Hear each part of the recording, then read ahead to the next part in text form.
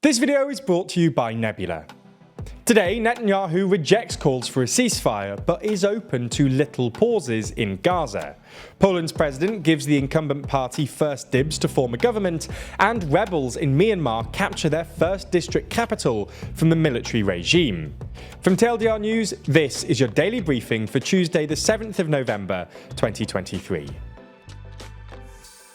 Israel is open to tactical little pauses in Gaza to allow for things like humanitarian goods to enter and hostages to leave, Prime Minister Benjamin Netanyahu says, but only for an hour here or an hour there, as the government remains opposed to a ceasefire despite recent calls for the UN for an immediate end to the fighting.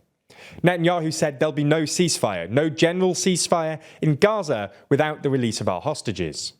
The comments come as the United Nations Secretary-General Antonio Guterres warned that the Gaza Strip was becoming a graveyard for children, adding that more journalists have reportedly been killed over a 4-week period than in any conflict in at least 3 decades, and more UN aid workers have been killed than in any comparable period in the history of our organisation. Gaza's Hamas-run health ministry says the number of Palestinians killed as a result of Israel's bombardment of Gaza has now surpassed 10,000, more than 4,100 of which have been children. While a lot of focus has been on the immediate situation in Gaza, Benjamin Netanyahu was asked in an interview about the future of Gaza, specifically who should govern the territory of some 2 million Palestinians if Israel is successful at eliminating Hamas. Netanyahu said, "I think Israel will, for an indefinite period, have the overall security responsibility, because we've seen what happens when we don't have that security responsibility." As we covered yesterday, Israeli forces have effectively surrounded Gaza City, located in the north of the Strip, ahead of an anticipated storming of the city. Israeli authorities told Palestinian civilians in northern Gaza that they had a 4-hour window on Tuesday to leave and head to southern Gaza, adding that the window would be repeated each day. According to a US envoy on Saturday, there were between 350,000 and 400,000 people still in northern Gaza. Today also marks exactly 1 month since Hamas's October the 7th attack on Israel, which killed more than 1,400 people and resulted in more than 240 being taken hostage by Hamas militants. So far, 5 hostages have been freed, 4 released by Hamas and 1 rescued during the Israeli ground assault.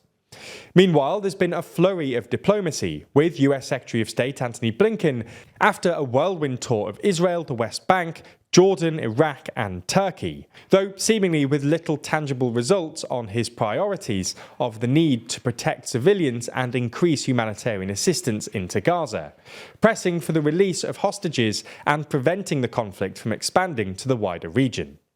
There's more on the way, but be sure to subscribe and ring the bell to make the daily briefing part of your daily routine, or just search for us on your podcast app to listen along. Polish President Andrzej Duda has handed his incumbent National Law and Justice Party the first attempt at forming a government following last month's parliamentary election, which saw a group of opposition parties win a majority. Duda explained his decision by saying he was following the parliamentary tradition that the winning party is given the first mandate to form a government. Law and Justice did win the most seats and are the largest party in Parliament, but are unable to put together a majority even with the help of the far-right Confederation Party. Realistically, the only grouping in Parliament able to form a majority is one comprising Donald Tusk's centrist Civic Coalition, the Liberal Third Way Alliance and the Left. The 3 opposition party leaders appealed to President Duda to give ex-Prime Minister Donald Tusk the mandate of forming a government, but he rejected those calls. While Donald Tusk is likely to end up as Prime Minister again, it may not be for some time yet.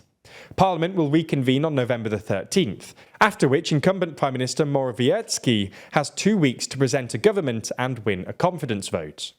After his anticipated failure, Tusk will then have his own turn, likely in early December, as the Parliament can then propose its own candidate.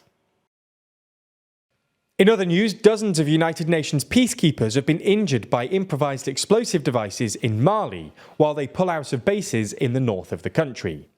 22 people were injured by the 2 explosives that hit the convoy, according to the UN, who said it was the 6th such incident since UN peacekeepers began to evacuate their base in Kidal on October the 31st. An al-Qaeda-linked group called the JNIM claimed responsibility for 2 of the earlier attacks. The UN peacekeeping mission in Mali, known as MINUSMA, is coming to an end after Mali's military junta, that took power in a 2021 coup, ordered the UN's forces to leave the country in June this year. The UN Security Council subsequently terminated the mission and began a withdrawal process that's set to wrap up by December the 31st. Launched back in 2013, the MINUSMA's mission was one of the UN's most dangerous peacekeeping missions, with more than 300 members killed over the course of the 10-year mission. Mali's security situation is deteriorating as its military rulers struggle to battle an ongoing Islamist insurgency plaguing the wider region, but also face a renewed conflict with Tuareg rebels in the north of the country who claim to have taken over the camp, now evacuated by the UN. Over in Myanmar, resistance fighters have captured a district capital in the north of the country, marking the first time that rebels have seized an administrative capital from the military since the coup of February 2021. The Southeast Asian nation has been in turmoil since the February 2021 coup that saw the military overthrow the elected government of Aung San Suu Kyi, returning the country to military rule after a brief period of democratic transition.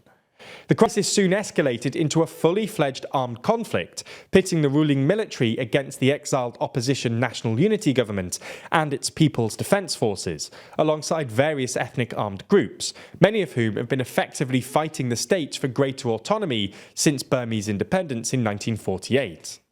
On Monday, fighters from local ethnic groups and the People's Defence Force managed to seize the Kowloon district capital. It comes after an alliance of groups a couple of weeks ago launched Operation 1027, a big anti-regime push in the northern part of the neighbouring Shan state, which in just a couple of days saw them take dozens of military outposts, crucial transit locations, and also capture the town of Chin Shwenhor, a key trade point right on the border with China. If you're interested in this story and want to learn more about the conflict in Myanmar, we've got a full video coming out on TLDR Global later this week, so be sure to check that out. To end with some uplifting news now, we look to Switzerland, where a long-term Parkinson's patient, who was the first patient to receive an experimental spinal implant, has seen his ability to walk dramatically improve. Mark Gauthier said, "It changed my life because I'm now independent. I can leave home, run errands, I even go on foot." The team behind the implant plan to carry out clinical tests on 6 new patients next year. That's unfortunately all we have time for on YouTube today, but if you enjoyed this video and want to support us in making more of this kind of content, then you should check out Nebula. That's the creator-built and creator-owned streaming service where you can watch all of our videos and podcasts across our channels, totally ad-free. Plus, we post some of our videos on there early, and there's a bunch of exclusive content already there waiting for you on the platform. Now, if that wasn't enticing enough, Nebula is also full of incredible content from other creators you know and love, like Johnny Harris, Real Life Law, and Legal Eagle, as well as lots of cool creators you haven't even discovered yet. And the best thing is that this can all be yours for the price of just $2.50 per month. So check it out by clicking the link in the description and make sure you use our link so they know you came from us, which will help us produce more content in the future.